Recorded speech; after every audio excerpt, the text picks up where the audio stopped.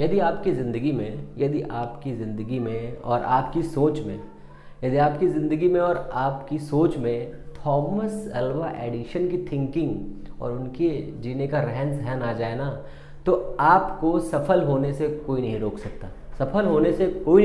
क्योंकि Thomas Alva Edison का कहना था कि असफलता ही सफलता की जननी है, असफलता ही सफलता की जननी है। नमस्कार दोस्तों, मैं हूं प्रदीप और आप देख रहे हैं आपका अपना यूट्यूब चैनल फ्यूचर गोल से एक कदम सफलता की ओर, जो आपको ले जाएगा आपकी मंजिल की ओर। आज फिर हम लोग मैराथन क्लासेस के लिए आए हैं, पढ़ा रहे हैं आपको, है ना। तो कौन सी मैराथन क्लासेस है, किसके लिए है, सबसे पहले आप समझ लीजिए मैंने 4 मैराथन क्लासेस फिजिक्स की अपलोड कर रखी हैं।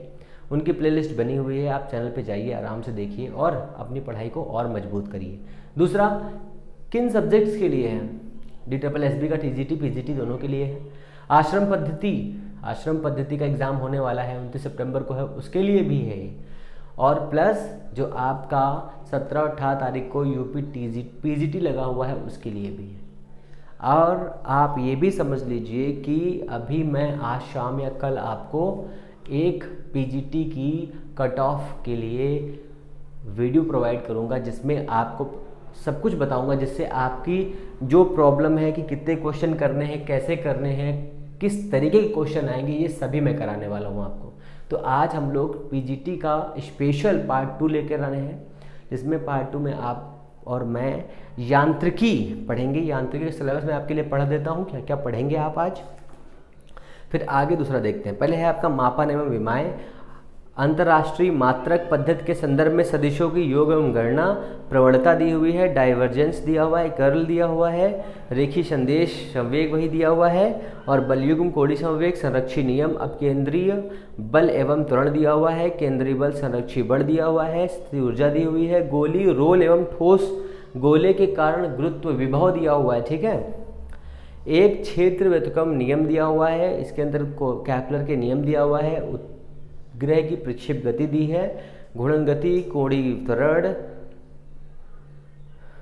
जड़त्व की परिभाषा, प्रत्यास्था, हुक का नियम, वैद्युत स्थिरांक एवं संबंध में झुकाव, बेलनों में ऐंठन, ऐंठन प्लस पृष्ठ तनाव दिया हुआ है, उसके सभी गुण दिए हुए हैं, ससंजक असंजक बल दिया हुआ है, पृष्ठ ऊर्जा दी हुई है, केशिकत्व क्रिया दी हुई है, अतिरिक्त दबाव मैनिश की आकृति दी हुई है, श्यानता आदर्श प्रवाह दिया हुआ है, अविरतता का सिद्धांत दिया हुआ है, धारा रेखीय प्रवाह, बर्नौली का सिद्धांत, श्यान प्रवाह गुणांक और पारशैली की प्रमेय दिया हुआ है, टारशैली की प्रमेय और स्टोक का नियम। इतनी आपकी है और मैं पढ़ाऊंगा कैसे आपको, मैं आपको 1 बाय 1 यहाँ से क्लियर करूँगा। तो वो सिलेबस कुछ इस तरह से होगा। मैं पहले पढ़ाऊंगा आपको मात्रक, विमा, सदिश, योग, प्रवणता, डाइवर्जेंस और कर्ल, फिर प्रक्षेप गति, वेग, त्वरण गति के समीकरण, कोणीय वेग, अभिकेंद्र त्वरण और बल, केंद्रीय बल, संरक्षी बल और पोटेंशियल एनर्जी, काइनेटिक एनर्जी और जड़त्व। मैं पहले आपको इतना पढ़ाऊंगा, उसके आगे फिर दूसरा पढ़ेंगे, ठीक है।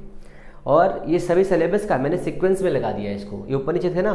फिर इसके घूर्णन गति, कोणीय संवेग, कोणीय वेग, बल युग्म, जड़त्व आघूर्ण, न्यूटन का नियम, कैपलर का नियम, गुरुत्व की तीव्रता, विभव, प्रत्यास्था, विकृति और कक्षीय वेग, पलायन वेग, ये सभी हम लोग एक लाइन से पढ़ेंगे। सबसे पहले हम लोग का सिलेबस स्टार्ट होता है मात्रक और विमा से। मात्रक और विमा मैं थोड़ी देर में फटाफट आपको बताता हूँ, ज़्यादा एग्जांपल्स नहीं बताऊंगा, आप मात्रक और विमा आसानी से कर सकते हैं। इसलिए तो मात्रक और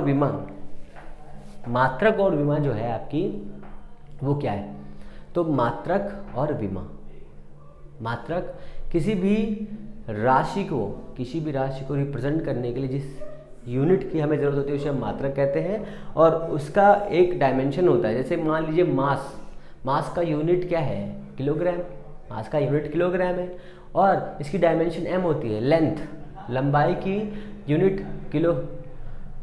की यूनिट जो है क्या होती है, लंबाई की यूनिट, अरे यार किसका फ़ोन आ रहा है, ठीक है, सॉरी, लंबाई की जो है आपकी विमा L होती है, और यूनिट मतलब मात्रक मीटर होता है, ठीक है।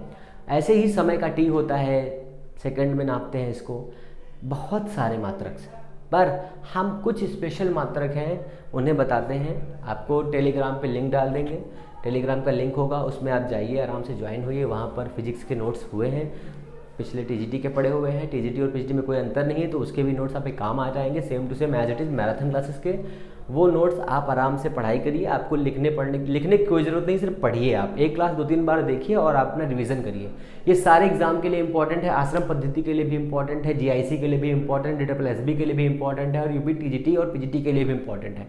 मतलब जितने भी TGT PGT के एग्जाम हो गए सबके लिए मैराथन रामबाण है, आप ये समझ लीजिए, ठीक है। तो सबसे पहले हमारा दिया हुआ है प्रक्षेपण विमा तो मैं बताने वाला नहीं, छोड़ दीजिए, कुछ विमा समझ लीजिए। जैसे पहली विमा कौन सी है, P + A/V square, P + A/V square V - B = RT। मैं लिखता हूँ यार आपके लिए, ये तो गड़बड़ हो जाएगी। तो ये पहली विमा हो जाएगी P + A/V square into V - B = RT। ये हो गई पहली विमा। इसमें A और B की डायमेंशन पूछेगा, ये आपको निकालना होगा। जैसे तो यहाँ पर हमें क्या करना है, इन सबको बराबर कर देना है, बराबर करने से आप आसानी से सबकी विमा निकाल सकते हैं। यहाँ से R का पूछेगा तो R जो है कैसे निकालेंगे, PV बराबर क्या होता है, W होता है कार्य, और बाई T कर देंगे बराबर R हो जाएगा, ठीक है। तो ये हो जाएगा कितना, ML2T - 2 इंटू थीटा इनवर्स। ये हो गया हमारा R की डायमेंशन हमारी ये हो गई। ऐसे करके प्लांक नियतांक, तरंग दैर्ध्य, कोणीय वेग, कोणीय संवेग, जड़त्वाघूर्ण, प्रत्यास्था गुणांक और विकृति, प्रतिबल, दाब, ठीक है, इन सभी की डायमेंशंस इंपॉर्टेंट हैं। आवेग, संवेग की भी विमाएँ इंपॉर्टेंट हैं। दूसरा इम्पल्स का हो गया, और आपके लिए इंपॉर्टेंट है कोणीय त्वरण, रेखीय त्वरण, सभी की विमाएँ इंपॉर्टेंट है, सभी की विमाएँ एक जैसी होती हैं। कोणीय विस्थापन की भी विमा इंपॉर्टेंट है आपके लिए, तो वो भी होती है, एग्जाम में आती है कभी कभी। और एक विमा और इम्पॉर्टेंट है, स्प्रिंग का बल नियतांक, ये भी आपसे पूछा जाता है। अगर सेकंड फिजिक्स की बात करें, सेकंड पेपर की बात करें, तो उसमें पूछा जाता है LCR की विमा पूछता है, C की पूछता है, L की पूछता है, R की पूछता है, विद्युत वाहक बल की पूछता है, E की पूछता है मतलब इलेक्ट्रिक फील्ड की पूछता है, फाई की पूछता है, B की पूछता है मतलब मैग्नेटिक फील्ड की पूछता है, और प्लांक नियतांक की पूछता है, रिडबर्ग नियतांक की पूछता है, स्टीफन नियतांक की वहाँ पूछ सकता है, और आपसे पूछ सकता है मैक्सिमम लैम्डा की विमा, ठीक है। इतनी विमाएँ जो मैंने आपको बताई, अगर आपको इतनी विमाएँ रेडी हैं तो आपको कोई दिक्कत नहीं है, आप आराम से विमा का क्वेश्चन सॉल्व कर लेंगे। हालांकि इतना टफ पूछता नहीं है, फिर भी मैंने आपको बता दिया कि इतने क्वेश्चंस इस हिसाब से आ सकते हैं, आप इसको आसानी से कर लें।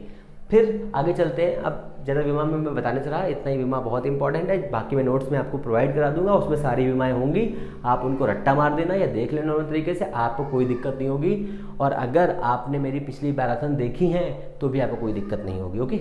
तो अब हम चलते हैं आगे। इसमें आपका है सदिश का योग और सदिश का गुणा, सदिश का भाग तो होता ही नहीं है ना। तो सबसे पहले सदिश लेते थे, तो सदिश हो गया A = I + 2j + 3k, B हो गया 2i - j प्लस का 2k।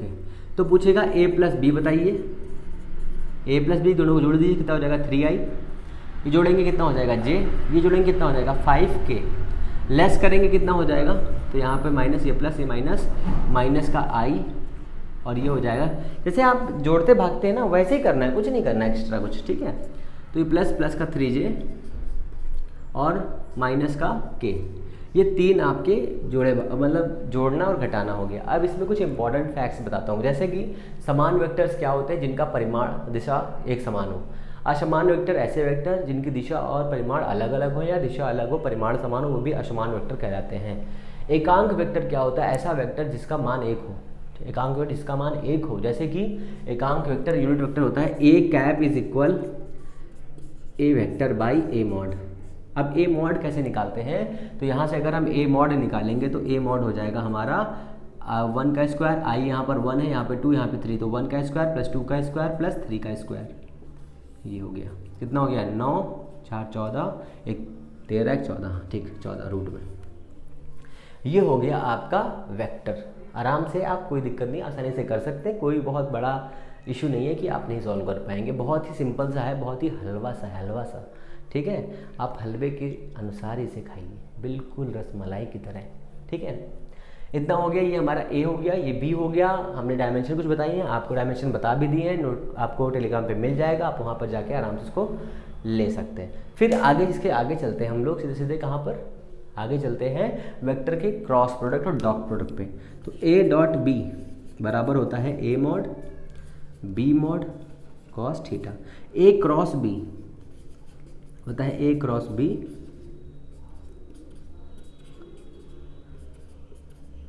ए cross B sine n theta.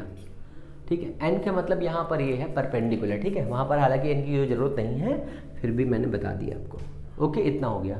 इतना होने के बाद में ऐसे कुछ सवाल आते हैं बढ़िया बढ़िया से। तो जैसे कि मैंने इन्हीं सवालों से ले लेते हैं। ए बराबर इतना दिया है, तो ए डॉट बी कैसे निकालेंगे, तो उससे पहले आप यहाँ पे कुछ फॉर्मूले लिख लीजिए। आई डॉट आई बराबर जे डॉट जे बराबर के डॉट के बराबर एक होता है। आई डॉट जे डॉट के डॉट आई बराबर होता है 0। ये आपको दो फॉर्मूले याद रखने हैं, ये दो फॉर्मूले आपको याद रखने हैं। फिर आई क्रॉस जे बराबर के, जे क्रॉस आई बराबर जे क्रॉस के आई जे क्रॉस के बराबर आई, और के क्रॉस आई बराबर जे। इन्हीं का रिवर्स कर देंगे, मतलब जे क्रॉस आई करेंगे तो माइनस का के हो जाएगा, और के क्रॉस जे करेंगे तो माइनस का ही हो जाएगा, और आई क्रॉस के करेंगे तो माइनस का जे हो जाएगा। इतना आपको याद रखना है। ओके, इतना आपको याद रखना है। फिर आगे चलते हैं इसमें। फिर जो आगे दिया हुआ है इतना आपको हो गया। अब इसका एक सवाल लगाते हैं बढ़िया सा, है ना। तो सवाल में कैसे क्या हो जाएगा, अब इसके एक और फॉर्मूला है, आई क्रॉस आई बराबर 0, जे क्रॉस जे बराबर 0, और के क्रॉस के बराबर भी होगा भैया 0। अगर सारे हो गए 0 तो कौन है हीरो।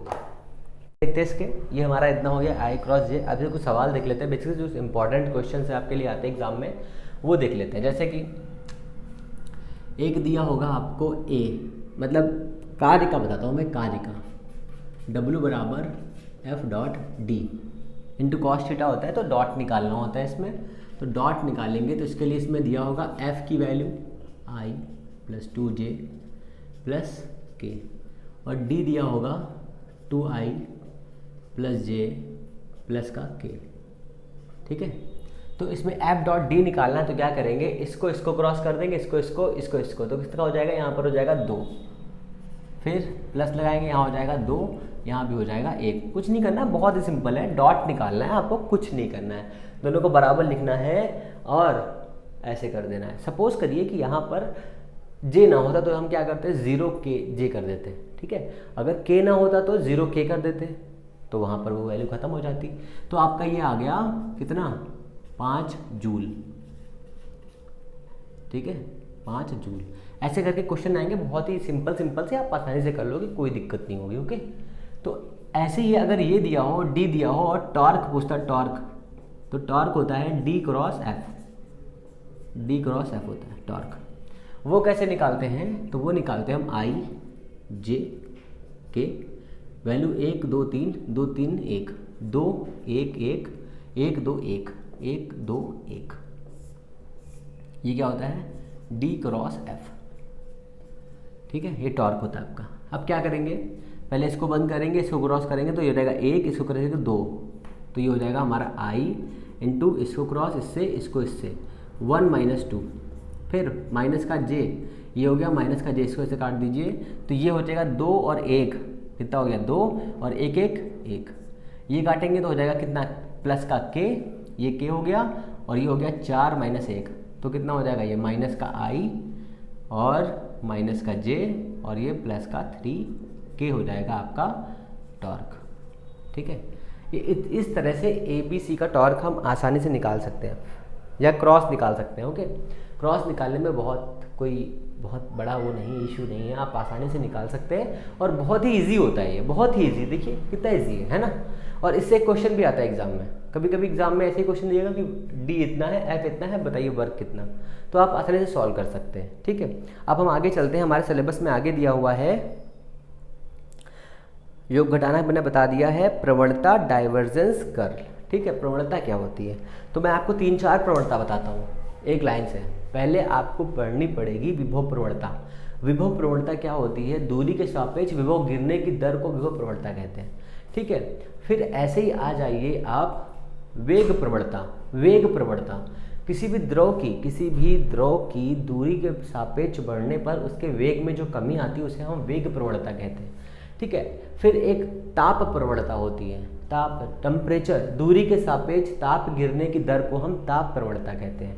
ठीक है, ये 3-4 टाइप की प्रवणता आपको याद रखनी है जिससे आपको कोई समझने में दिक्कत ना हो। अब इसमें आपके आगे आता है डाइवर्जेंस। डाइवर्जेंस क्या होता है, तो एक पोजीशन वेक्टर होता है, एक हो गया position vector r is equal x i y j z के, ये है पोजीशन वेक्टर। अब इस पोजीशन वेक्टर का हमें डाइवर्जेंस निकालना है। डाइवर्जेंस, तो डाइवर्जेंस ये हो गया हमारा डाइवर्जेंस। ठीक है, बराबर d upon d x, d upon d y, d upon d z. ठीक है, ये इतना हो गया। डाइवर्जेंस का मतलब होता है डायरेक्शन के अकॉर्डिंग, डायरेक्शन के अकॉर्डिंग। अब यहाँ पर क्या हो जाएगा हमारा एक्स आई हो जाएगा, एक्स आई। यहाँ पे क्या हो जाएगा हमारा वाई जे हो जाएगा। यहाँ पे क्या हो जाएगा के जेड हो जाएगा, के जेड। ठीक है, के जेड हो जाएगा। तो देखिए D x upon d x कितना होगा 1, और ये आई आई कितना हो जाएगा 1, प्लस जे जे कितना 1, वाई वाई कितना 1, ऐसे ये भी हो जाएगा 1 × 1।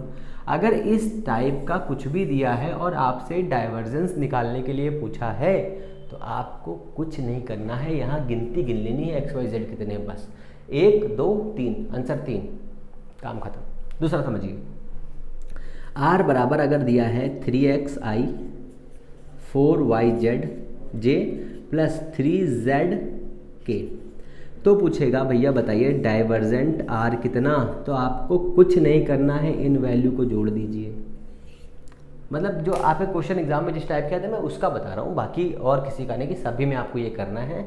ये सिर्फ स्पेसिफिक इस टाइप के क्वेश्चंस के लिए है। ठीक है, 3 4 7 3 10, आपका ये 10 आंसर हो गया। आपको इसी टाइप के क्वेश्चन सॉल्व करने के लिए मिलेंगे, तो आपको याद रखना है, इसमें कोई बहुत बड़ी चीज़ नहीं है कि आप नहीं कर पाएंगे। इंटू एफ या आर कुछ भी लिख सकते हैं। यहाँ पर क्या होगा, ये देखिए डॉट प्रोडक्ट वैलिड कर रहा था, यहाँ पे ये वेक्टर फॉर्म वैलिड करेगा। ठीक है, वेक्टर फॉर्म ये होता है, ये आपको याद रखना है। तो ये है हमारा कर्ल, ये है हमारा डाइवर्जेंस, डाइवर्जेंस। ठीक है, ये हमारा डाइवर्जेंट और कर्ल है। ऐसे अगर 3 4 आप एग्जांपल और देख सकते हैं जो आपके लिए इंपॉर्टेंट है। यहाँ पर अगर हम कुछ और वैल्यू रख लें तो भी उनके एग्जांपल कुछ और हो सकते हैं। अब आगे सिलेबस में चलते हैं आपके, है ना। सिलेबस जल्दी जल्दी पढ़ लेते हैं जिससे क्वेश्चन कराने में आसानी रहे आपको। ओके, फिर देखते हैं इसके आगे क्या है। इसके आगे आपका दिया हुआ है प्रक्षेप गति, वेग त्वरण, गति के समीकरण, कोणीय वेग, इतना देखते हैं। तो प्रक्षेप गति क्या होती है, जब किसी पिंड को ऊर्ध्वाधर से भिन्न दिशा में फेंकते हैं। जब किसी पिंड को ऊर्ध्वाधर से भिन्न दिशा में, मतलब ऊपर से ऐसे फेंकते हैं, तो वो गति जो है प्रक्षेप गति कहलाती है। इसमें होता क्या है, इसमें पैराबोला बनता है और इस पैराबोला को बनने के लिए रिस्पॉन्सिबल 2 फैक्टर्स होते हैं। एक फैक्टर होता है हॉरिजॉन्टल फैक्टर, एक होता है वर्टिकल फैक्टर। ठीक है, ये दोनों फैक्टर जो होते हैं वो दोनों फैक्टर वेग के लिए होते हैं, मतलब वेलोसिटी के लिए होते हैं। एक फैक्टर v cos थीटा होता है, एक फैक्टर v sin थीटा होता है। दोनों फैक्टर्स आपको समझ में आ गए होंगे आई थिंक। अब हम लोग आगे चलते हैं। इसके आगे क्या है, हम एक फिगर बना देते हैं आपके लिए।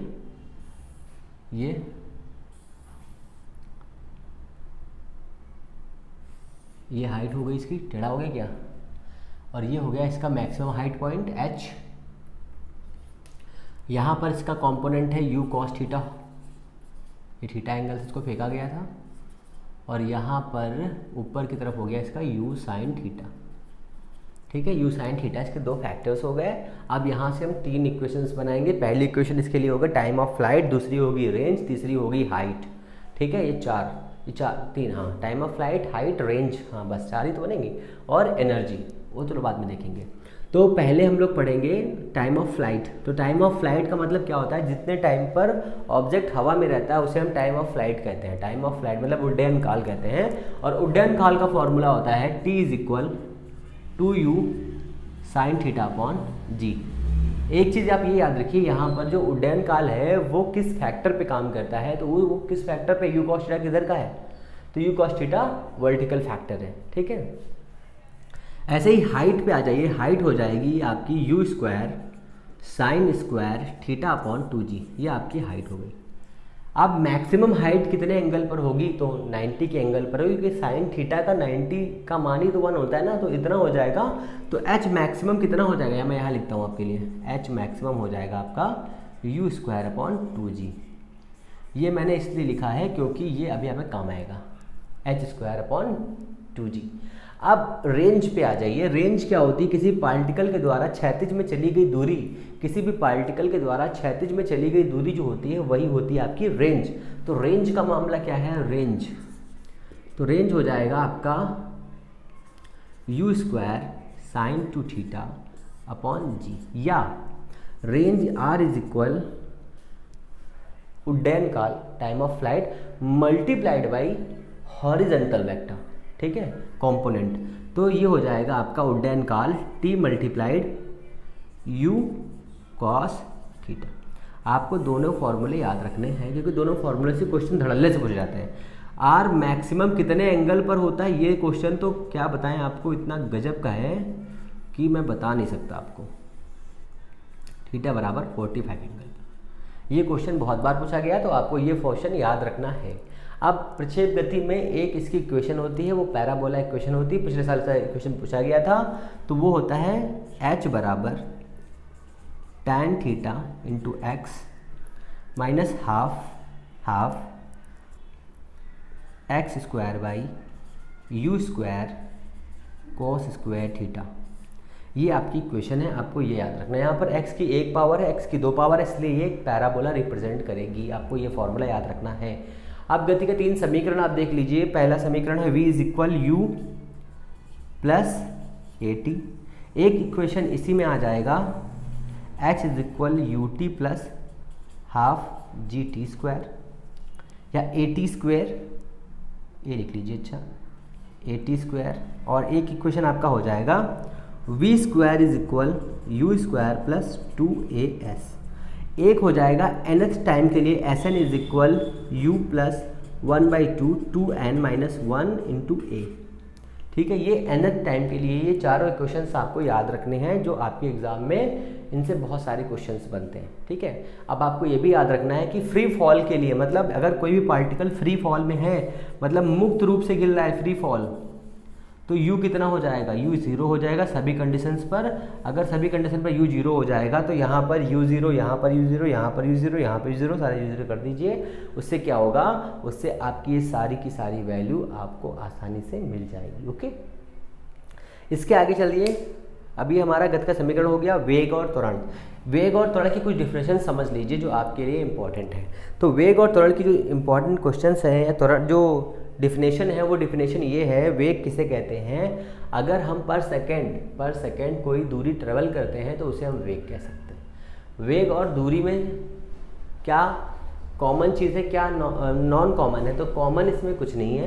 पहली बात तो ये, वेग जो है एक वेक्टर क्वांटिटी है और दूरी एक स्केलर क्वांटिटी है। ऐसे ही विस्थापन एक वेक्टर क्वांटिटी है, दूरी अदिश राशि है, अदिश राशि है, और त्वरण जो है वो भी सदिश राशि है, और जो आपका विस्थापन है वो एक सदिश राशि है, ठीक है। इतना हो गया, ये इतनी वैल्यू हो गई हमारी। अब इसके आगे चलते हैं कि एक समान त्वरण क्या होता है, एक समान वेग क्या होता है। तो एक समान वेग वो होता है जिसमें कोई पार्टिकल डिफरेंट दूरियों को तय करता है और उसका वेग नियत रहे, मतलब कांस्टेंट रहे। त्वरण का मतलब क्या होता है कि जैसे कोई पार्टिकल पर सेकेंड टाइम पर वेलोसिटी को चेंज करता है, उसे हम त्वरण कहते हैं, त्वरण, ठीक है। अब इसके आगे आपका दिया हुआ है, इसके आगे देखते हैं, इसके आगे क्या है। अब ये हमारा इतना हो गया, इसके आगे सिलेबस में आपके दिया हुआ है कोणीय वेग, कोणीय विस्थापन, अभिकेंद्र त्वरण, अभिकेंद्र बल, ये सब दिया हुआ है। तो कोणीय वेग पहले से पहले कोणीय विस्थापन समझते हैं।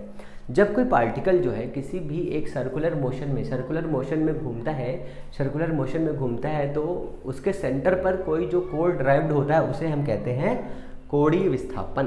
कोणी का विस्थापन मतलब कोण पर, कोणी नहीं समझ लेना, कोण का विस्थापन बता रहा हूँ बेटा, ये तो बहुत मारे जाओगे, कोई बचाएगा नहीं तन्ने को। ये हो गई हमारा एक पॉइंट, इनिशियल पॉइंट ए, एक ये पॉइंट हो गया बी, ये इसकी एक रेडियस हो गई आर, ये इसने एंगल ड्राइव किया थीटा। तो आपने पढ़ा होगा कोण बराबर चाप बटे त्रिज्या, त्रिज्या है आर, चाप इसकी है एस, तो एस बाई आर इसका हो गया कोण बराबर चाप बटे त्रिज्या, कोण बराबर चाप बटे त्रिज्या एस बाई आर।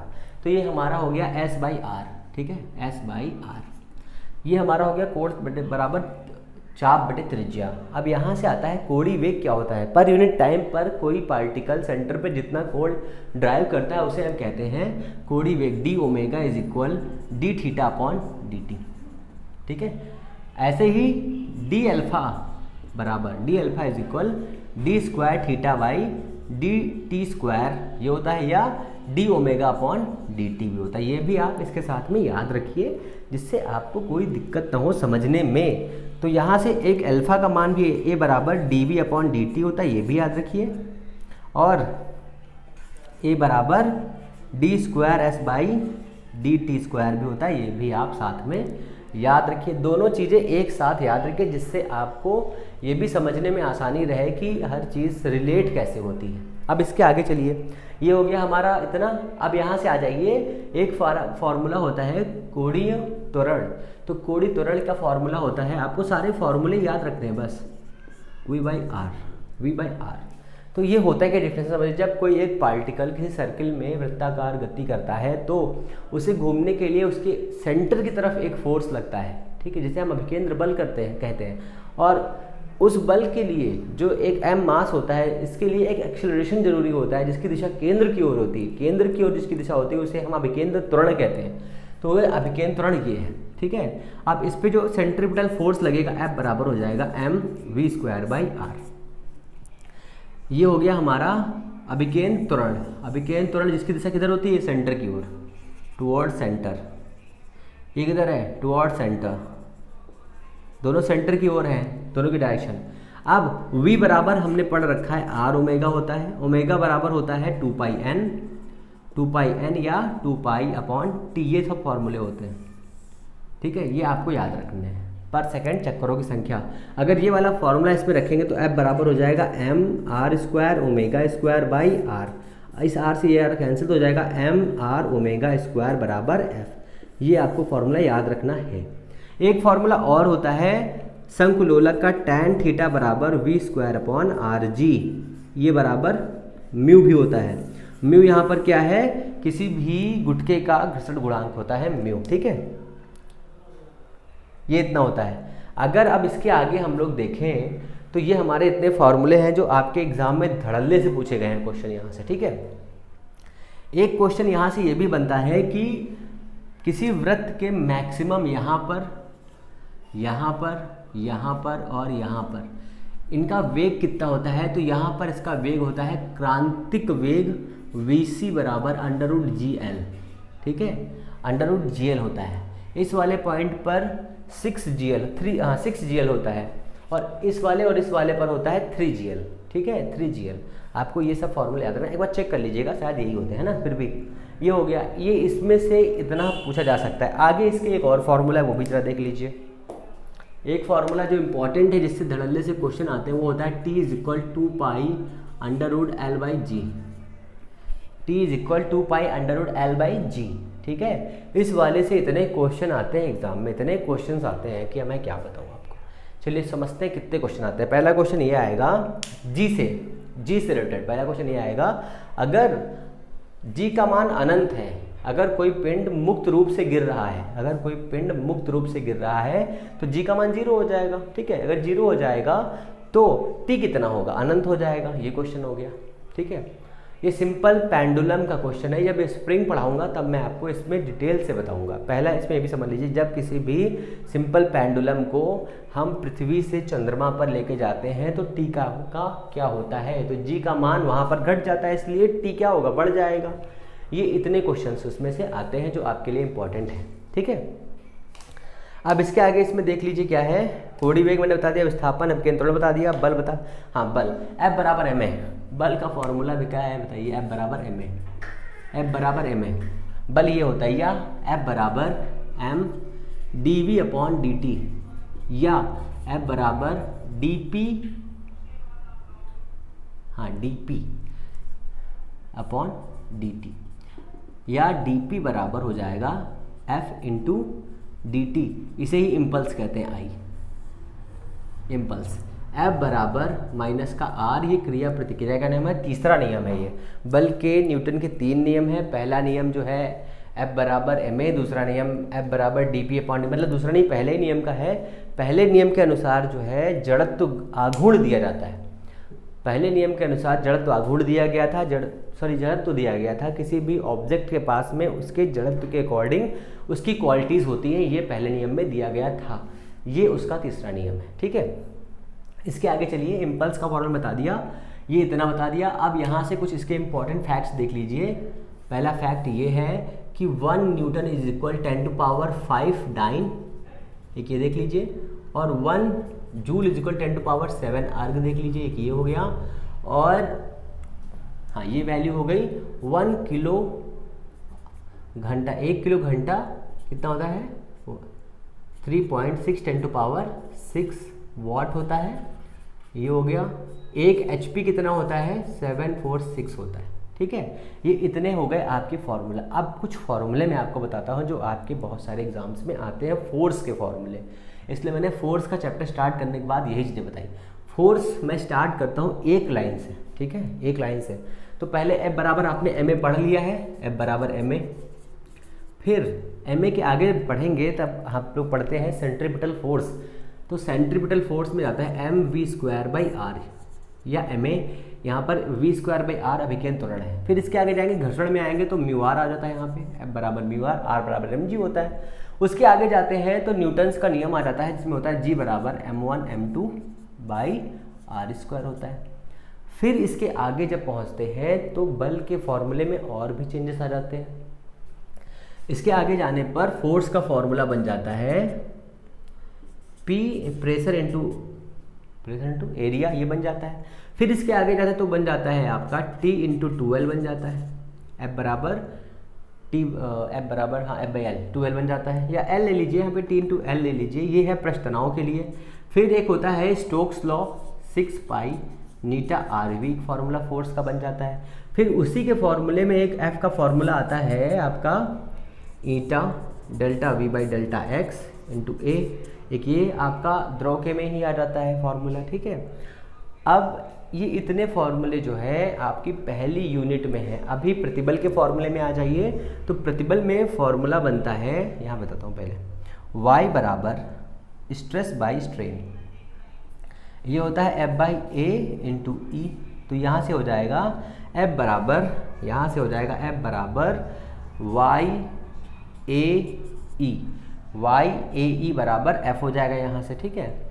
अब एक और आपने फॉर्मूला मैराथन 2 में पढ़ा होगा TGT के लिए, जिसमें ये था कि डेल्टा L/L, डेल्टा कहाँ लिखूँ मैं, यहाँ लिख देता हूँ, डेल्टा L/L बराबर अल्फा डेल्टा टी।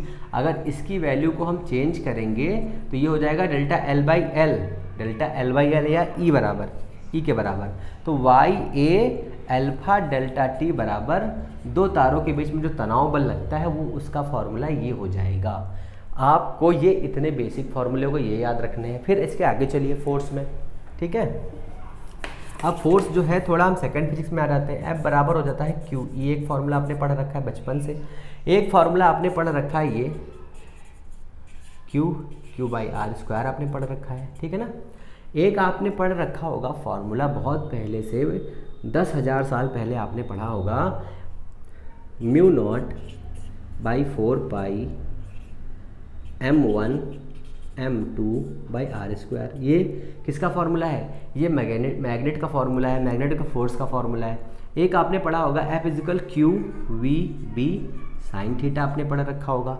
एक आपने फॉर्मूला पढ़ रखा होगा μ0/4π 2I1I2/r, ये आपने फॉर्मूला पढ़ रखा होगा। और आपने एक फॉर्मूला पढ़ रखा होगा सेकंड में, IBL साइन थीटा। तो इतने ये फोर्स के फॉर्मूले, ये बेसिक रिप्रेजेंटेशन है जिससे आप फोर्स के इतने सारे फॉर्मूले याद रख सके, ठीक है। ओके, फिर आगे इसमें देखते हैं आपका जो दिया हुआ है संरक्षी और असंरक्षी बल। तो संरक्षी और असंरक्षी बल क्या होता है? संरक्षी और असंरक्षी बल क्या होता है? ऐसे बल जिनके द्वारा कृत कार्य को हम दोबारा प्राप्त कर सकते हैं उन्हें हम कहते हैं संरक्षी बल, और जिनके द्वारा कृत कार्य को हम दोबारा प्राप्त नहीं कर सकते उन्हें हम असंरक्षी बल कहते हैं। एग्जाम्पल समझ लीजिए, एग्जाम्पल है इसके असंरक्षी बल के घर्षण और श्यानता गुणांक। अभी मैं इसके आगे जस्ट आपको ये बताऊंगा। और संरक्षी बल कौन से हैं? सभी प्रकार के वही बल है जो संरक्षी बल है। केंद्रीय बल कौन सा होता है? गुरुत्वीय बल है जो केंद्रीय बल होता है, आपको ये भी याद रखना है आराम से। ओके, फिर इसके आगे आपके सिलेबस में दिया हुआ है कुछ फैक्ट्स लॉ दिए हुए हैं, जैसे गॉस का नियम दिया हुआ है। और हाँ, बस ये गॉस के जो मैक्सवेल के 4 नियम है वो मैं आपको अगली यूनिट में बताऊंगा जब, तो आपको उसे क्लियर कर दूंगा। इसके आगे दिया है घूर्णन, इसके आगे दिया हुआ है घूर्णन। जो घूर्णन दिया हुआ है, किसी भी ऑब्जेक्ट में 2 टाइप की गतियाँ होती है, एक स्थानांतरी गति होती है, एक घूर्णन गति होती है। तो स्थानांतरी गति क्या होती है? जब कोई पार्टिकल किसी एक स्थान से दूसरे स्थान तक जाता है तो उसके बीच जो गति होती है उसे हम स्थानांतरी गति कहते हैं। घूर्णन गति का मतलब क्या होता है? वो अपनी जगह पे रोटेट होता है, ठीक है। इसमें जो बेसिक चीज़ें आती हैं वो क्या है? इसमें से कोई एक क्वेश्चन बनेगा जो आपके लिए इंपॉर्टेंट होगा। तो क्वेश्चन कौन सा बन सकता है? सबसे पहले पड़ेगा जड़त्व क्या होता है। किसी भी पदार्थ का वह गुण जिससे वह अपनी अवस्था परिवर्तन का विरोध करता है उसे हम जड़त्व कहते हैं, उसे हम जड़त्व कहते हैं, ठीक है। अवस्था परिवर्तन, दिशा का परिवर्तन, ठीक है, या वेग का परिवर्तन का विरोध करे उसे हम जड़त्व कहते हैं। इसे m से कहते हैं, डिनोट करते हैं। दूसरा ये है इसमें कि अगर किसी एक पार्टिकल के पास में m मास है और उसके जो रोटेटिंग पार्टिकल्स हैं वो r दूरी से घूम रहे हैं तो उस पर कितना जड़त्व आघूर्ण काम करेगा? तो उसका फॉर्मूला होता है I बराबर mr²। अब यहाँ से आप स्टार्ट करते हैं हम लोग। I बराबर mr², I बराबर mr², ये हमारा फॉर्मूला है जड़त्व आघूर्ण का। यही फॉर्मूला आपके आगे काम आने वाला है। अगर कोई पार्टिकल किसी भी चारों तरफ घूम रहा है, ऑब्जेक्ट के चारों तरफ घूम रहा है, तो उसे घूमने के लिए एक रेडियस होगी। उस रेडियस की वैल्यू होती है घूर्णन त्रिज्या, उसको हम डिनोट करते हैं k से। यहाँ पर अगर हम इसको r से इस m को अगर I से हम डिवाइड कर देंगे तो r की वैल्यू आ जाएगी। तो इस r की वैल्यू को हम कहते हैं घूर्णन त्रिज्या k बराबर I/m रूट में। ये होती है घूर्णन त्रिज्या, ये होती है हमारी घूर्णन त्रिज्या। मैं लिख देता हूँ यहाँ पे, ये होता है इनर्शिया, ठीक है, इनर्शिया। और ये क्या है? रेडियस ऑफ इनर्शियल मास, ठीक है। इतना हो गया। अब इसके आगे अगर हम चलते हैं तो घूर्णन त्रिज्या के बाद में जो रोटेटिंग फैक्टर्स हैं उनका मामला आता है सामने। तो उसका मामले का मतलब ये है कि अगर कोई पार्टिकल किसी भी पथ के या किसी भी पॉइंट के चारों तरफ घूमता है तो उसमें क्या होता है, ठीक है। तो कोणीय वेग होता है, कोणीय त्वरण होता है, कोणीय विस्थापन होता है। इन तीनों के बीच में एक रिलेशन होता है, उस रिलेशन का फॉर्मूला हमें आपको बताना है। आप फॉर्मूला याद रखिए, बस और कुछ नहीं करना है। जैसे कि आपने 3 फॉर्मूले पहले से पढ़ रखे हैं। वो पहला फॉर्मूला है v बराबर u प्लस at, ठीक है। दूसरा फॉर्मूला है s बराबर ut प्लस 1/2 at²। तीसरा फॉर्मूला है v² = u² प्लस 2as। 3 फॉर्मूले हैं ना आपके ये। अब इन 3 फॉर्मूले को छोड़ के चौथे फॉर्मूले पहुंचते हैं जो हमारे लिए इंपॉर्टेंट फॉर्मूला है इन रोटेशनल मोशन, ठीक है। इन घूर्णन गति में जो फॉर्मूला हम यूज़ करने वाले हैं वो फॉर्मूला हो जाएगा, देखिए यहाँ पर ये फाइनल है, ये इनिशियल है, ये हमारा त्वरण है, ये हमारा टाइम है। तो जब कोई घूर्णन गति पार्टिकल करता है तो उसमें क्या होता है? तो उसमें घूर्णन गति के लिए कोणीय वेग होगा, कोणीय विस्थापन होगा, कोणीय त्वरण होगा, बस सिंपल। तो यहाँ पर हो जाएगा हमारा ओमेगा। दूसरे पेन से लिखता हूँ,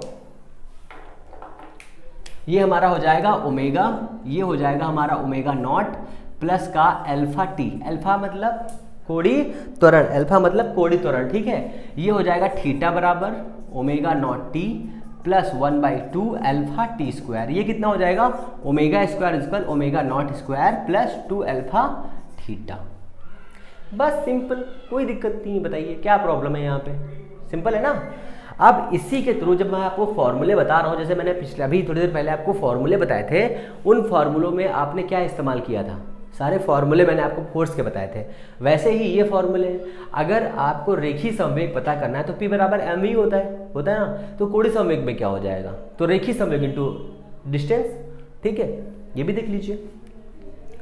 तो रेखीय संवेग आपका हो गया P इंटू ये हो गई R, ये हो गया हमारा J ले लीजिए या L ले लीजिए, कुछ भी ले सकते हैं, ठीक है। यहाँ पे P इतना हो जाएगा तो P हो जाएगा mv/r, ये आपने पढ़ा होगा ना बोर्ड्स लॉ में, mv/r इज इक्वल NH/2π, ये आपने फॉर्मूला पढ़ा होगा, कोणीय संवेग है।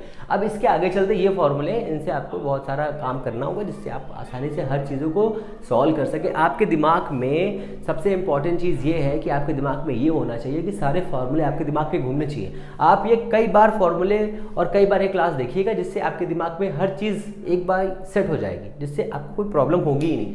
इसके आगे चलते हैं, ये हमारा फोर्स हो गया। अब इसमें आते हैं टॉर्क में, ठीक है। टॉर्क क्या होता है, तो टॉर्क होता है F into R is equal torque. ये हो गया हमारा टॉर्क। टॉर्क कितना हो गया, अब यहाँ पर F की वैल्यू क्या होती है, M इंटू ए होती, F is equal M into A, मैंने अभी बताया। तो M into A, A acceleration है, कौन सा, लीनियर। यहाँ पर कौन सा काम कर रहा है बताइए, यहाँ पर काम कर रहा है आपका कोणीय त्वरण, ठीक है। तो ये हो जाएगा अल्फा इंटू आर, और ये वाला आर स्क्वायर हो जाएगा। तो ये हमारा फॉर्मूला बनेगा, टॉर्क का फॉर्मूला बन जाएगा हमारा, टॉर्क का फॉर्मूला बन जाएगा कितना, आई अल्फा।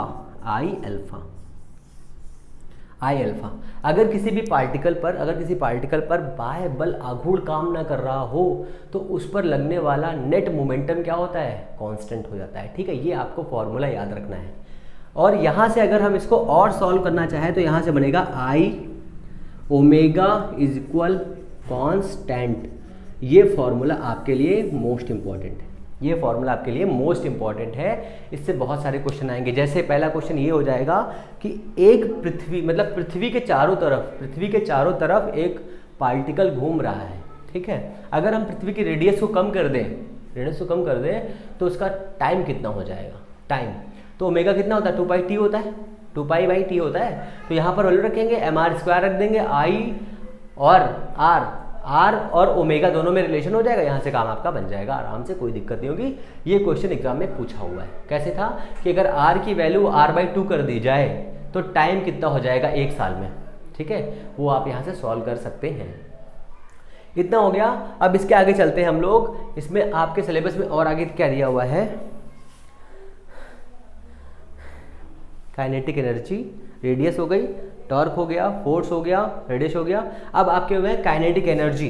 तो काइनेटिक एनर्जी आपको फॉर्मूला पता है ना, K is equal half mv², और आपको फार्मूला पता होगा V बराबर R ओमेगा, ये तो आप बचपन से पढ़ते आ रहे होंगे। तो यहाँ पे रख दीजिए half R mr² omega square. अब ये वाली वैल्यू जो है क्या होती है, देखिए यहाँ पर I होती है, यहाँ पर हो जाएगा K is equal half I omega square. ये आपका हो जाएगा फॉर्मूला, बहुत ही सिंपल सा है, कुछ नहीं।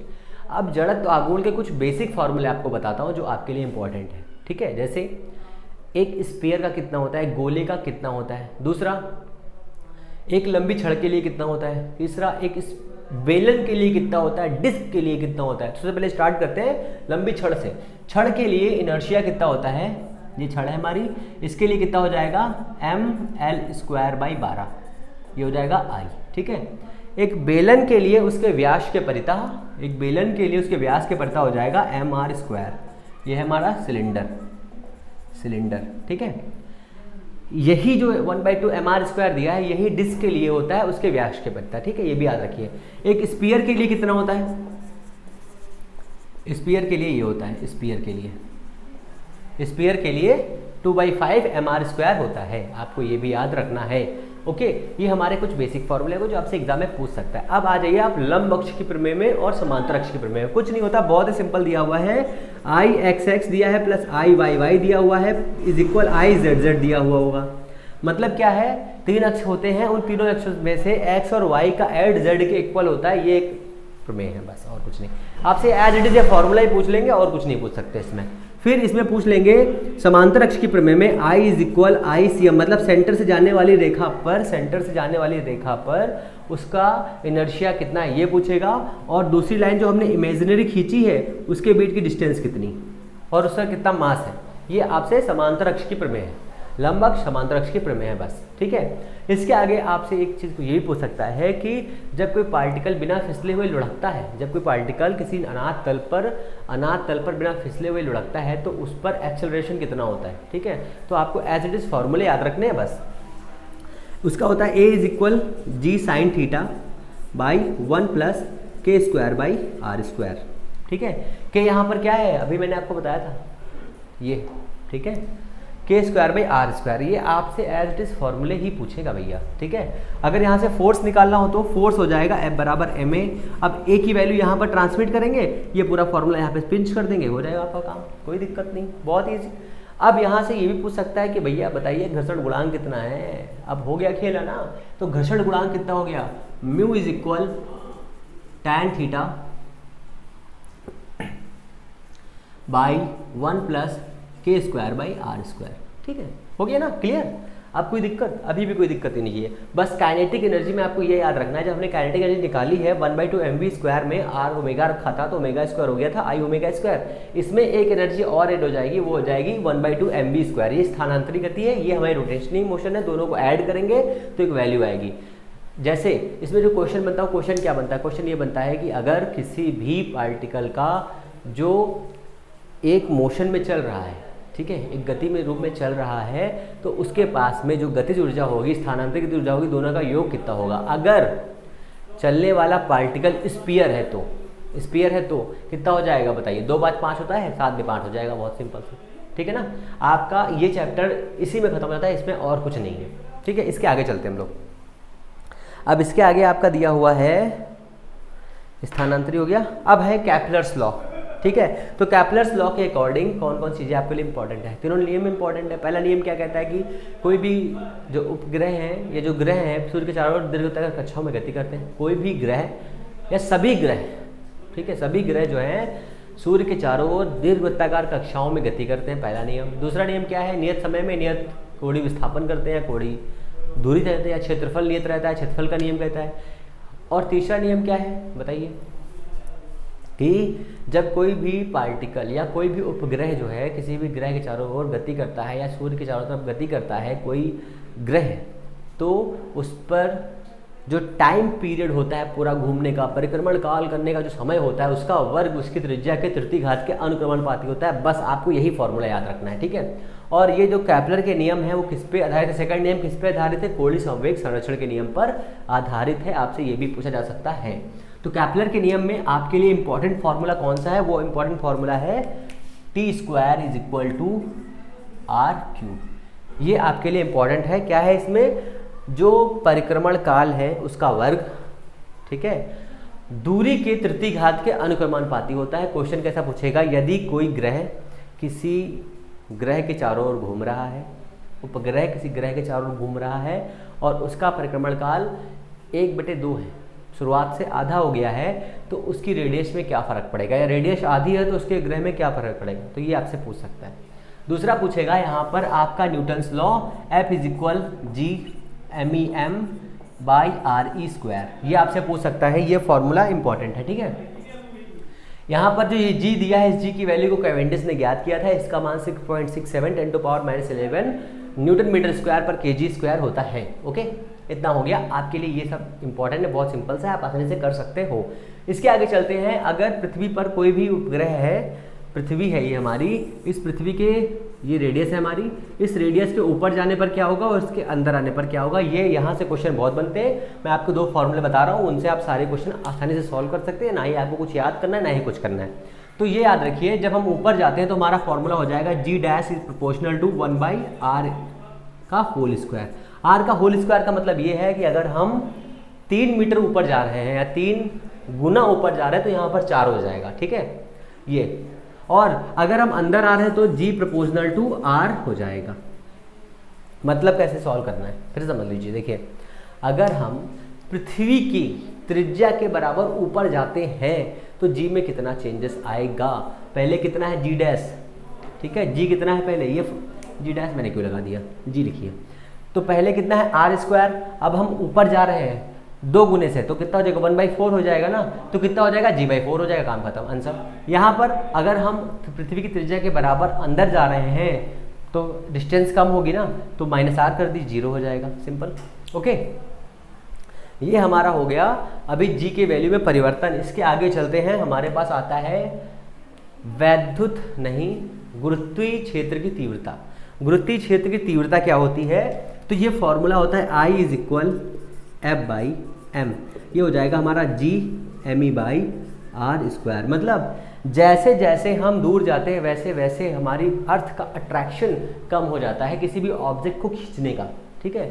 सारे के सारे ऑब्जेक्ट्स आसानी से खींच लेती है अर्थ, क्योंकि उसके पास में intensity of a gravitational field होती है। ओके, ये हमारा फॉर्मूला है, हालांकि इसकी कोई ज़रूरत नहीं, इससे कभी भी क्वेश्चन नहीं बना है। हाँ, अब जो इंपॉर्टेंट मैं बताने जा रहा हूँ उससे फॉर्मूला बहुत बना है, पोटेंशियल V = -Gme/r।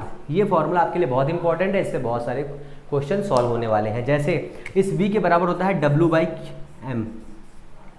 अब यहाँ पर W क्या है, W है वर्क, और एक ऑब्जेक्ट को किसी भी स्थान से दूसरे स्थान तक ले जाने के लिए ग्रेविटेशन के विरुद्ध कार्य करना पड़ता है, जिसकी वैल्यू होती है वर्क। वर्क का मान होता है W = Gme/r, ठीक है, या RE लिख लीजिए, RE इतना हो गया। अब ये W यहाँ पे लिख देंगे, ये W देखिए पॉजिटिव दिया हुआ है, इसी का निगेटिव मान जो है पोटेंशियल एनर्जी कहलाता है, ठीक है। किसी भी ठोस गोले के लिए उसके सेंटर पर, उसकी सतह पर और किसी बाहरी बिंदु पर कितना क्या पोटेंशियल होता है, उसके लिए फॉर्मूला तो वो होता है V = -Gme/2 r3-r/r²। ये हमारा फॉर्मूला दिया हुआ है, इस फॉर्मूले को आप याद रख लीजिए, ठीक है। बहुत इंपॉर्टेंट फॉर्मूला। इसमें क्या हो जाएगा, अगर हम पृथ्वी की सतह पर होंगे तो ये स्मॉल r कितना होगा, ये यहाँ पे देख लीजिए, ये सेंटर है हमारा, अगर ये डिस्टेंस r है और ये टोटल वाली r है हमारी यहाँ तक, ठीक है। तो यहाँ पे पोटेंशियल निकालना है तो r/r का फॉर्मूला लगा देंगे, रेडिएशन को दी हुई होगी तो यहाँ पर मान रख लेंगे, आसानी से सॉल्व हो जाएगा, कोई दिक्कत नहीं है। ये आपका एक बेसिक सा फॉर्मूला है, आपको इसको याद रखना है। ओके, अब इसके आगे से यहाँ पे ये फॉर्मूला दिया हुआ है, अगर आपसे पूछे कि सेंटर पर कितना, तो सेंटर पर क्या जीरो होने वाला बताइए, सेंटर पर क्या जीरो हो जाएगा, तो सेंटर पर आपका ये जीरो हो जाएगा, स्मॉल r जीरो हो जाएगा। अगर स्मॉल r जीरो हो जाएगा तो इतना खत्म हो जाएगा। तो सेंटर पर किसी भी गोले के सेंटर पर ये गोला है, इस सेंटर पर v की वैल्यू कितनी आ जाएगी, तो v की वैल्यू आ जाएगी हमारी -Gme/, यहाँ से 3 बचेगा, यहाँ से 2 बचेगा, तो ये हो जाएगा हमारा कितना, -3/2 re, ठीक है। ये हमारा सेंटर पर हो जाएगा। पहले कितना था हमारे पास में, पहले हमारे पास 1 था, सपोज करिए 1 था। अब यहाँ पर देखिए कितना है, ये ज़्यादा है कम, ये कम है, ठीक है, 1 और 1.5, कौन ज़्यादा कौन कम, ठीक है। आप समझ गए ना बात को। ये हमारा पोटेंशियल है। अब यहाँ से पोटेंशियल है, अब यहाँ से स्थितिज ऊर्जा पर आते हैं, पोटेंशियल एनर्जी पे आते हैं। तो पोटेंशियल एनर्जी कितनी होती है, U = होती है -Gme/re, ठीक है। अगर हम किसी भी ऑब्जेक्ट को h ऊंचाई पर फेंकना चाहते हैं तो उसके लिए हमारे पास पोटेंशियल एनर्जी कितनी होनी चाहिए और उसकी ऊंचाई कितनी होनी चाहिए। ये एक बहुत ही इंपॉर्टेंट डेरिवेशन है, आप चाहे तो यहाँ से सॉल्व कर सकते हैं। ये RE त्रिज्या पर दिया हुआ है, अगर h ऊंचाई पर फेंकना है तो यहाँ पर RE से प्लस कर देंगे, प्लस करने के बाद दोनों को लेस कर देंगे, जो डिस्टेंस बचेगी उसका आंसर हो जाएगा। पर मैं आपको सिंपल बताता हूँ ना, बहुत सिंपल तरीके से। ये बताइए आप पोटेंशियल एनर्जी कितनी होती है, तो पोटेंशियल एनर्जी होती है mgh, ये होती है ना, बस यही याद रखिए। तो किसी भी ऑब्जेक्ट को, किसी भी उपग्रह को या सैटेलाइट को ऊपर सेट करने के लिए जो पोटेंशियल एनर्जी चाहिए होती है वो कितनी हो जाएगी, तो वो हो जाएगी UH = mgh/1 + h/re। आपको ये वाला फॉर्मूला याद रखना है। और अगर ये पूछ ले कि इस सैटेलाइट को फेंकने के लिए वेग कितना चाहिए आपको, तो आपको इसके बराबर क्या कर देना है, 1/2 mv² कर देना है। बस बहुत ही सिंपल, ये आपको कर देना है। ठीक है, आपका कोई भी ऐसा एग्ज़ाम नहीं होगा जिसमें से ये सारे फॉर्मूले आपको एक ही एग्ज़ाम में समझा दिए गए हों। ठीक है, अब इसके आगे चलते हैं। हमारे पास आता है कक्षीय वेग और पलायन वेग। तो कक्षीय वेग क्या होता है? ऐसा वेग जिससे हम किसी भी सैटेलाइट को पृथ्वी की सतह पर से उसके ऑर्बिट में सेट कर सकते हैं। वो जो वेलोसिटी होती है वो आपकी ऑर्बिटल वेलोसिटी होती है। उसकी वैल्यू कैसे फाइंड करते हैं? M v not square by r is equal g m e m by r e square r e. इससे ये कैंसिल हो जाएगा, आपका ये एम से ये एल कैंसिल हो जाएगा। V not square is equal g m e m by r e, ये आपका हो जाएगा ऑर्बिटल। अगर इसको हम और आगे सॉल्व करें तो ये हमारा फॉर्मूला हो जाएगा v not is equal root g r e, क्योंकि जी मी बराबर कितना होता है? जिम्मी चिली जिम्मी चू चू वाला। ठीक है, वो कितना हो जाएगा? 7.92 किलोमीटर पर सेकेंड। ये आपको फॉर्मूला, ये वाली चीज़ याद रखनी है। ठीक है, ये आपके एग्जाम में बहुत ही ज़्यादा पूछी जाती है धड़ल्ले से। ठीक है, ये इतना हो गया। अब इसके आगे चलिए, बंधन ऊर्जा क्या होती है? तो 1/2 GMEM m by r e आपकी बंधन ऊर्जा होती है, माइनस में होती है। अगर हम इसको प्लस दे देंगे तो ये प्लस लेकर के उड़ जाएगी आसमान में, वो मजे करेगी। ठीक है, तो बंधन ऊर्जा के बारे में थोड़ा सा देख लेते हैं। बेंडिंग एनर्जी, तो बेंडिंग एनर्जी, बेंडिंग एनर्जी। ठीक है, तो बाइंडिंग एनर्जी क्या होती है? E इज इक्वल माइनस का 1/2 g m e m by r e. ठीक है, ये आपकी बाइंडिंग एनर्जी होती है। अगर इतनी ही प्लस में एनर्जी दे दी जाए तो ये क्या करेगा? हो जाएगा क्या? भाग जाएगा, स्केप हो जाएगा।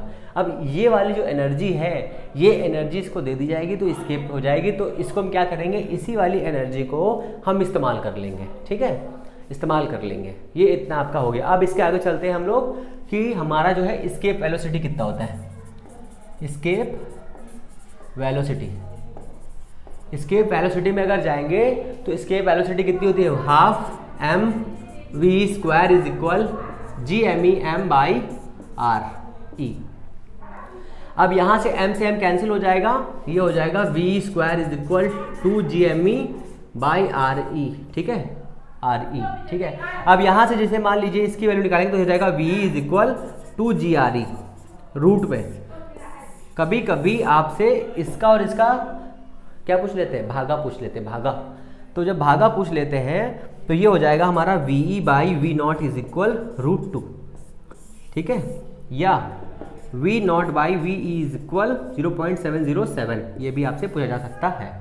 और इसकी वैल्यू कितनी होती है एक्चुअल में? इसकी वैल्यू होती है भैया 11.2 किलोमीटर पर सेकेंड इसकी वैल्यू होती है। और ये वैल्यू किससे ज़्यादा है? देख लीजिए, इस वाली वैल्यू से ज़्यादा है। इसका मतलब क्या है? सेट करने के लिए किसी भी ऑर्बिट में किसी भी ऑब्जेक्ट को सेट करने के लिए 7.92 वेलोसिटी चाहिए किलोमीटर पर सेकेंड की, बट उसे भेजने के लिए कहाँ? मलिहाबाद मतलब स्केप में भेजने के लिए उसे वेलोसिटी चाहिए 11.2 किलोमीटर पर सेकेंड की वेलोसिटी चाहिए उसको। ओके, अब ये जो वैल्यू दी हुई है, इन दोनों वैल्यू का आप आसानी से कंपैरिजन कर सकते हैं। अब इस चैप्टर में से आपके लिए मेरे हिसाब से कोई फॉर्मूला नहीं बचा है। अगर कोई फॉर्मूला बचा हुआ है अगर, तो मैं इसमें से इतने ही क्वेश्चन आ सकते हैं। बस आपको 2-3 चीज़ें याद रखनी है, बहुत ही आसान है, कोई बहुत बड़ा रूल नहीं है इसका सॉल्व करने का। ये देखिए जो दिया हुआ है v इज इक्वल वी और v0 इज इक्वल रूट 2, ये फॉर्मूला बहुत इंपॉर्टेंट है। ये सेंटर वाला फॉर्मूला एग्जाम में आ चुका है। जितना भी मैंने इस बोर्ड पे लिखा है हर एक पॉइंट बोर्ड में पूछा गया, आपके एग्जाम में पूछा जा चुका है, ये आप समझ लीजिए। ठीक है, और मेरे हिसाब से इस बार चांसेस किसके हैं? तो ये वाला फॉर्मूला इंपॉर्टेंट है, ये वाला फॉर्मूला इंपॉर्टेंट है, ये इंपॉर्टेंट है, ये इंपॉर्टेंट, सब कुछ तो इंपॉर्टेंट है। मैंने बताया मैराथन का मतलब होता है हर चीज़ जो एग्जाम में आ सकती है वो इंपॉर्टेंट है। ओके, फिर जो है अब हम लोग आगे चलते हैं।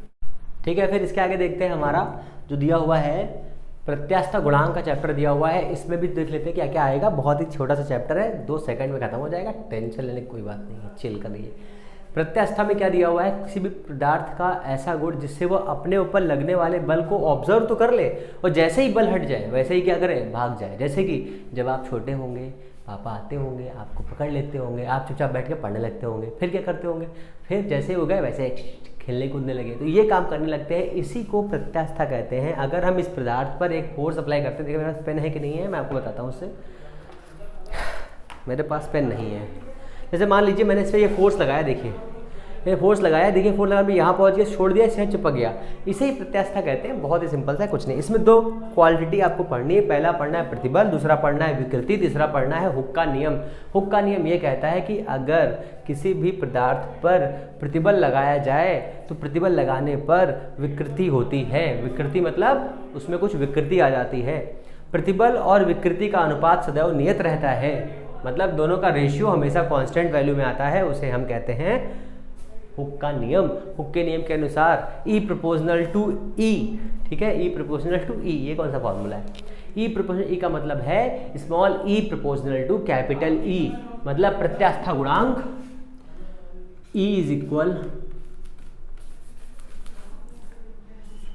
इक्वल S बाई E, ये आपका फॉर्मूला है। S यहाँ पर स्ट्रेन है, स्ट्रेन का मतलब होता है प्रतिबल।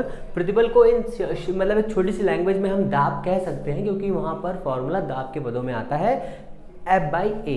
तो ये हमारा हो जाएगा F बाई A। मैं सीधे चलता हूँ यंग प्रत्यास्था गुणांक पे, जहाँ से आपको समझने में भी आसानी रहेगी और मुझे बताने में भी, ठीक है, क्योंकि इस चैप्टर से दो तीन चीज़ें बचती है। पहला मतलब सॉलिड पदार्थ क्या होते हैं, भंगुर पदार्थ क्या होते हैं, ऐसे पदार्थ जिन पर हम इतना फोर्स लगाते हैं कि उनका कण कण टूट जाए। जैसे थैनोस वाला देखा ना आपने, थैनोस वाला आपने देखा होगा, जिसमें उसने कड़कड़ बिखर दिया था, वही वाला। तो ये यहाँ पर हो जाएगा हमारा प्रत्यास्था गुणांक y is equal S by E। यहाँ पर S की वैल्यू कितनी हो जाएगी? F बाई ए ई, ठीक है, F बाई ए ई हो जाएगी। यहाँ पर E है हमारी विकृति, विकृति E बराबर डेल्टा L बाई एल। किसी भी पदार्थ में या किसी भी लंबाई में जो भिन्नात्मक परिवर्तन होता है उसे हम विकृति कहते हैं, ठीक है। तो y बराबर हो जाएगा हमारा F A delta L into L, ठीक है, ये हमारा हो गया विकृति का फॉर्मूला। और विकृति में जो यंग प्रत्यास्था गुणांक है उसके लिए बल का फॉर्मूला हो जाता है y A E। ये आपको फॉर्मूला याद रखना है, ठीक है। इसके आगे चलते हैं, इसके आगे आता है आपका आयतन प्रत्यास्था गुणांक, उसे हम B से डिनोट करते हैं। B इज इक्वल होता है delta P by delta V by V। यहाँ पे निगेटिव साइन लगा रहता है, जो ये बताता है कि उस पर जो दबाने पर, जो जब से हम किसी लिक्विड पर फोर्स लगाते हैं, फोर्स लगाने पर जब दाब उस पर उत्पन्न होता है पर यूनिट एरिया पर, तो उसकी वजह से जो क्या होता है उसका आयतन कम हो जाता है, ठीक है, कंप्रेस हो जाता है। इसी के रेशियो को हम कहते हैं संपीडितता, ठीक है, जिसके अंदर दबाने की प्रवृत्ति ना हो, दबने की प्रवृत्ति ना हो, ठीक है। ये हमारा हो गया B। ये भी आपको फॉर्मूला एज इट इज़ याद रखना है। फिर आता है ईटा होता है आपका F by A theta. Theta यहाँ पर क्या है, थीटा क्या है यहाँ पर? थीटा आपका यहाँ पर विकृति है, कौन सी? कोणीय विकृति। कोणीय विकृति आपकी यहाँ पर थीटा दिया हुआ है। ये चार पहले तो अनुपात आप याद रखिए, 3 हो गए। एक अनुपात और इम्पॉर्टेंट है। एक इम्पॉर्टेंट कौन सा अनुपात है? उसे कहते हैं जहर का अनुपात, ठीक है जहर का अनुपात। तो वो क्या होता है? अनुदैर्ध्य विकृति बटे पार्श्वीय विकृति, लॉन्गिट्यूडनल डिवाइड बाई पार्श्व, क्या कहते हैं इंग्लिश में? लैटरल डिस्प्लेसमेंट, ठीक है। तो पॉइसन अनुपात होता है sigma is equal delta d by d upon delta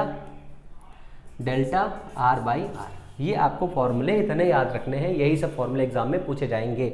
अब यहाँ पर जो सिग्मा दिया हुआ है इसका मान कितना से कितना तक होता है? तो इसका मान -1 से लेकर के +1/2 तक होता है, ठीक है। +1/2 तक इसकी वैल्यू जा सकती है, आपको ये भी याद रखना है। ऐसा कि ये पूछा नहीं जाता, फिर भी पॉइजन रेशियो आपसे पूछा जाएगा। अब इन तीनों के बीच में, कौन से तीनों? नहीं, चारों, 1, 2, 3 और 4, इन चार के बीच में पूछता है रिलेशन बहुत धड़ल्ले से। इन चार के से बहुत ही धड़ल्ले से रिलेशन पूछता है। थोड़ा पानी पी लेता हूँ। तो चारों में से रिलेशन पूछता है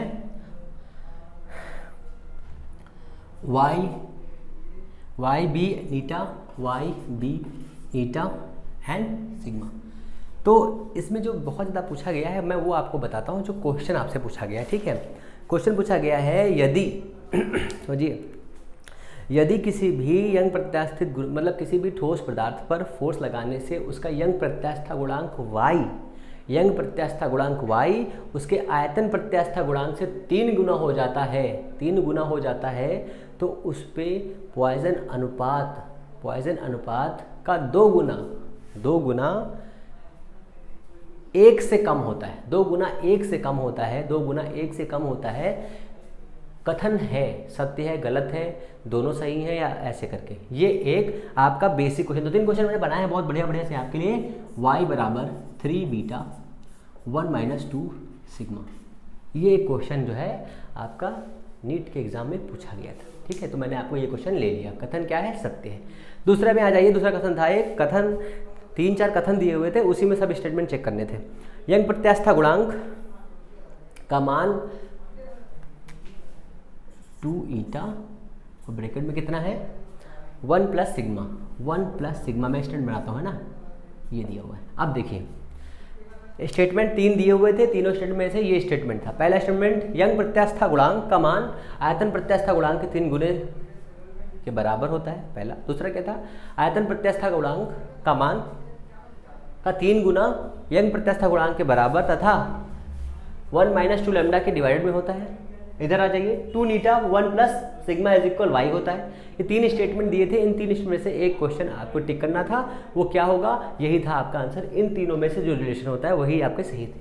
ठीक है, ये आपका दिया हुआ था। एक बहुत इंपॉर्टेंट क्वेश्चन दिया हुआ था कि पॉइजन का रेशियो, जो पॉइजन अनुपात है, पॉइजन अनुपात दिया हुआ है, उसका मान, पॉइजन अनुपात का जो मान दिया हुआ है किस किस पर निर्भर करता है। देख लो यहाँ पे 1, 2, बी पर भी निर्भर करता है, वाई पर भी करता है, ईटा पर भी करता है। ठीक है, और एक और फॉर्मूला दिया है, sigma = 3b, sigma = 3b plus -2 eta upon 6b plus 2 नीटा, 2 ईटा, ये दिया हुआ है ना। अब इसमें देखिए क्या पूछा था उसने, इसमें इस फॉर्मूले से उसने क्वेश्चन पूछा था कि यदि नीटा का मान और इसका मान बराबर कर दिया जाए, इसका मान मतलब आयतन प्रत्यास्था गुणांक, और ये क्या था हमारा, ये कौन सा गुणांक था बताइए? तो ईटा ही समझ लीजिए, मैं थोड़ा स्किप कर रहा हूँ दिमाग से। इन दोनों का मान बराबर कर दीजिए, सिग्मा का मान कितना हो जाएगा? ठीक है, तो कैसा हो जाएगा? 3 से 2 गया, 1 बचा। यहाँ पर देखिए 8 हो जाएगा, तो कितना हो जाएगा? 1/8 इसका मान आ जाएगा। यही आपको याद रखना था। ये कुछ एग्जाम्पल थे जो बहुत इंपॉर्टेंट है, आपके एग्जाम में पूछे जा चुके हैं। ठीक है, अब यहाँ से आ जाइए कि यंग प्रत्यास्था गुणांक के अकॉर्डिंग अगर कोई छड़ जिस पर L भार लटक रहा है तो उसकी स्थितिज ऊर्जा कितनी होगी? तो स्थितिज ऊर्जा का फॉर्मूला देख लीजिए, U = F × dx या dl ले लीजिए। तो F यहाँ से देखिए कितना निकला है ना, FYAE, E कितना होता है? स्मॉल l/, कैपिटल L, ये हो जाएगा dl, ये हो जाएगा du। अब इसको हम अगर इंटीग्रेशन करेंगे तो ये हमारा हो जाएगा U = 1/2 YAL L², ये हमारा फॉर्मूला हो जाएगा। ठीक है, ये हमारा फॉर्मूला हो गया। अब इस फॉर्मूले में आपको थोड़ा सा खेला करना है। खेला क्या करना है? देखिए ये हमारा दिया है A, अगर इसमें हम L से क्रॉस कर देंगे तो कितना हो जाएगा? ये हमारा बन जाएगा V, तो 1/2, ये हो गया हमारा V आयतन, Y, ये L और ये L दोनों L हो गए, L² तो कितना हो जाएगा? E² × V, V यहाँ पर क्या है? आयतन, यह है आयतन हमारा। ठीक है, तो U कितना हो जाएगा? 1/2 × Y × E² per unit length पर इतना हो जाएगा। ये आपको फॉर्मूला याद रखना है। और सबसे इंपॉर्टेंट बात, F बराबर mg रख करके यहाँ पर ही मान रख सकते हैं। और एक क्वेश्चन बहुत इंपॉर्टेंट है, रबर और स्टील में सबसे ज़्यादा प्रत्यास्थ कौन है? स्टील। ठीक है, ये आपके लिए इंपॉर्टेंट क्वेश्चन है। अब यहाँ से एक और इम्पॉर्टेंट क्वेश्चन बनता है, वो भी देख लीजिए आप। मैं रेड से लिखता हूँ अब, तो रेड से मैं लिखता हूँ ये कि अगर F की वैल्यू इतनी दी है, E इतना है, तो आपने एक बढ़िया सा फॉर्मूला पढ़ा था भैया, delta L = L alpha delta T।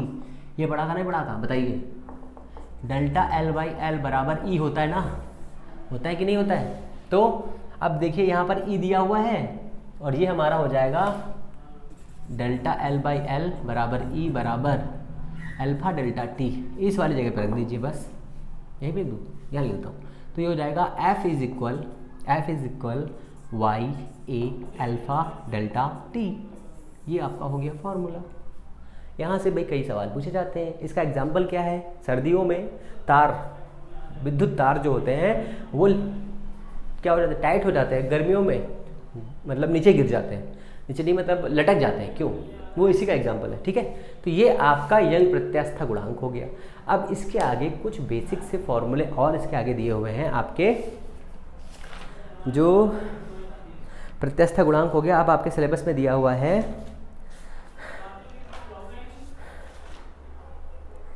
इसके आगे दिया हुआ है आपका सरफेस टेंशन। हाँ, सरफेस टेंशन दिया। सरफेस टेंशन में क्या क्या पढ़ना है, ससंजक बल पढ़ना है, असंजक बल पढ़ना है, संपर्क कोण पढ़ना है, और हाँ सरफेस बल पढ़ना है, और आपको पढ़ना है हाँ कार्य पढ़ना है, और आपको पढ़ना है बल। ठीक है, बल पढ़ना है, सरफेस टेंशन, पृष्ठ तनाव। ठीक है, ससंजक बल क्या होता है, ऐसा बल जो एक ही प्रकार के अणुओं के बीच में लगता है, ससंजक बल कहलाता है। ऐसा बल जो भिन्न प्रकार के अणुओं के बीच में लगता है, असंजक बल कहलाता है। पृष्ठ तनाव क्या होता है, पृष्ठ तनाव होता है T = F/L। T = F/L, किसी भी द्रव के पृष्ठ पर खींची गई काल्पनिक रेखा और उस पर लगने वाले बल के अनुपात को हम पृष्ठ तनाव कहते हैं। ठीक है, ये एक अदिश राशि होती है। ओके, अब यहाँ से हमारा फोर्स आ गया, फोर्स = हो गया T × L। अब यहाँ से वर्क कितना हो जाएगा, T∆A। ठीक है, इस पर वायु के बुलबुले पर लगने वाला दाबांतर कितना होता है, 2T/R होता है वायु के बुलबुले पर। ठीक है, साबुन के घोल के बुलबुले पर लगने वाला दाबांतर P कितना होता है, 4T/R होता है। ये आपको फॉर्मूला याद रखना है। अब P बराबर आप जानते हैं बचपन से होता है HdG या H⍴g। ये आपको फॉर्मूले याद रखने हैं, यही सब आपके एग्जाम में धड़ल्ले से पूछे जाएंगे भैया। ठीक है, ये आपका बेसिक फार्मूला हो गया। इसके आगे चलते हैं, आप में दिया हुआ है संपर्क कोण। केश नली क्या होती है, केश नली क्या होती है, तो किसी भी पदार्थ मतलब कांच में बनाई गई केश नली, मतलब बाल के समान जो हमारे हेयर्स होते हैं उनके समान पतली पतली ट्यूब्स होती हैं, उन ट्यूब्स को हम कहते हैं केश नली। उसमें द्रव के चढ़ने और उतरने की घटना को केशकत्व कहते हैं, केशकत्व कहते हैं। उनके बीच जब द्रव चढ़ता है तो उनके बीच में कुछ हेलिक्स आकृतियाँ बनती हैं, इस टाइप की आकृति, ये